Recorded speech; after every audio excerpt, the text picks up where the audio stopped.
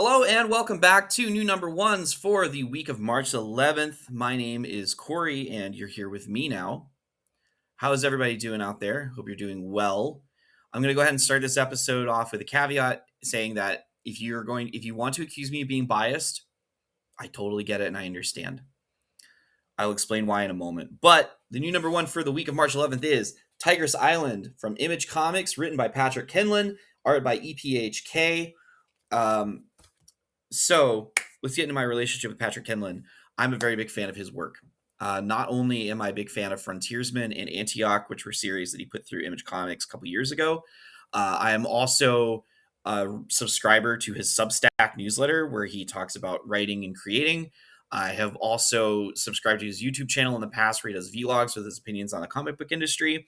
I am also a listener of Axe to Grind, which is a podcast about hardcore music that he has been a part of. And I am also a very big fan of his band Drug Church, which is a post-hardcore grunge alt rock kind of band that I'm a huge fan of. I'm a very big fan of this guy. I appreciate how his mind works. I don't always agree with his opinions, but I appreciate his approach. And that being said, let's get into Tigress Island. So, Tigress Island is an ode to the exploitation films of the 70s and 80s. As you can kind of see from the art, we've got a lot of very busty women. Not drawn in a particularly like cheesecakey way. Like obviously this is to appeal to the male gaze, but not to appeal to it in the same way as some of the more incriminating comic book art books tend to be.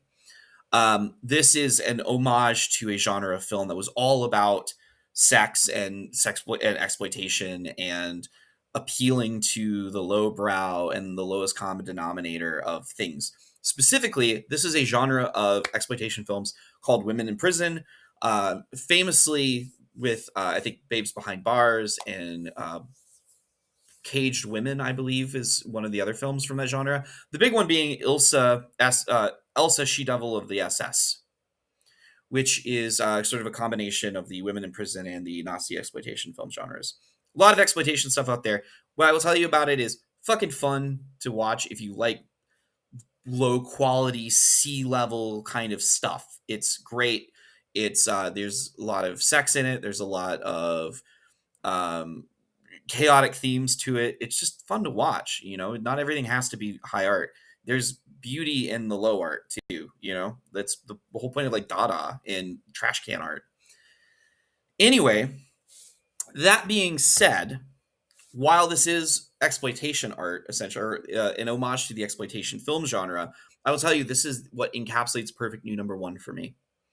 And to get that, I will recap it for you once more. A good issue number one introduces you to the main players, introduces you to the world, and gives you enough meat on the bone that makes you want to get issue number two.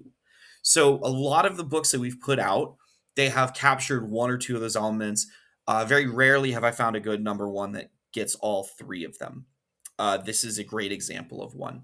So to kind of give you an idea of what Tigress Island is about, these five women at the bottom of the issue, these are our main characters. These are all actresses of various different levels who have taken on a job to be sort of like escorts or courtesans for the rich, powerful, and wealthy.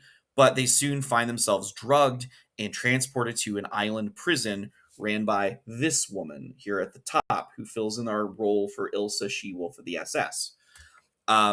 She is a common trope of the women in prison exploitation films is the sadistic female warden that has a element of lesbianism and bondage and what have you as a part of it. That being said, we learn about the island, we learn why they're there, and we learn why they're there in that EPHK, our artist here, does very, very well. And I'll see if I can quickly find the panel for you. Perfect, yes. So here's the series of panels as our main character, our warden, is explaining why they're there. You see in the background as she's saying, all of you took this job for a reason. There was an element of your life that you were running away from. And we see behind each character, we have something that they have done. It's not spelled out explicitly. They give you enough there to see. And it's all in that great element of comic book storytelling, which is show, don't tell. So, very well done there. We have our mystery, as we don't know who actually runs the island. So, we have this mysterious man that is keeping all of these women imprisoned. We don't know what he wants them for or why he wants them, but we know that he has promised to meet each of them individually soon. So, there's our hook for our next issue.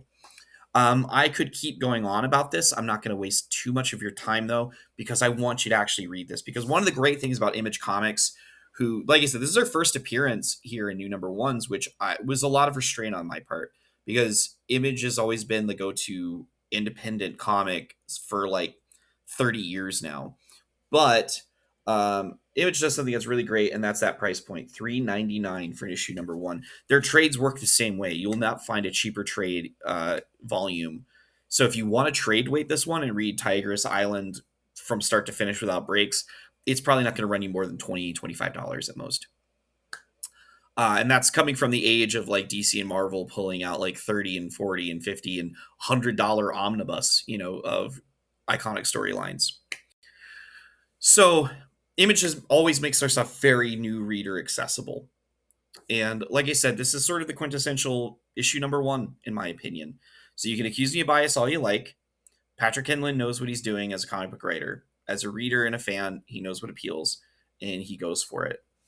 So that being said, can't recommend it enough. Tigress Island, perfect. As for the channel, I do want to say very quickly, last week, last couple days ago, actually, we capped off our tournament of DC and Marvel characters with the Scarlet Witch winning through a lot of hook, crook, chaos, and fate. I don't think any of us saw that happening, so by all means, check that out and see how we got to the point of the Scarlet Witch being named the greatest superhero character of all time.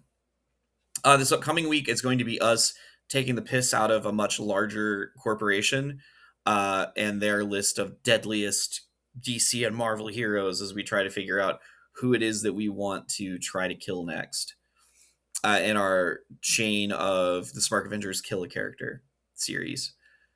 And I'm going to end on a note. I just want to say that I got a really awesome comment on the Maid Cafe video that I just did recently from someone who said that we were one of the only channels that were covering that book.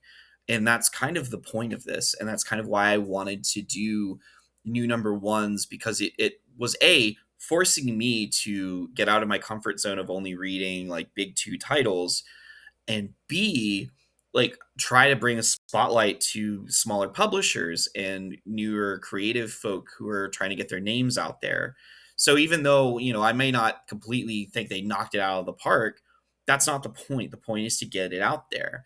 So I just want to say, like, we've been getting comments on that video and some of our other videos lately, and we've gotten new subscribers and people liking the stuff. And like, me, Dylan, and John don't do this to make money, obviously, because if we did, we would have quit a long time ago. But we do this because we genuinely have fun making stuff and chatting together and talking about comics and art, and it just means a lot to see that other people are choosing to listen to us, even if they agree or disagree. So thank you all very much for your time and your support. Every comment comments are not overlooked. I'm flattered, if anything, that you took the time to leave a comment on something that I created. That means a lot. So we'll end on that kind of sappy note, and I'll see you guys next week with another New Number One. Goodbye.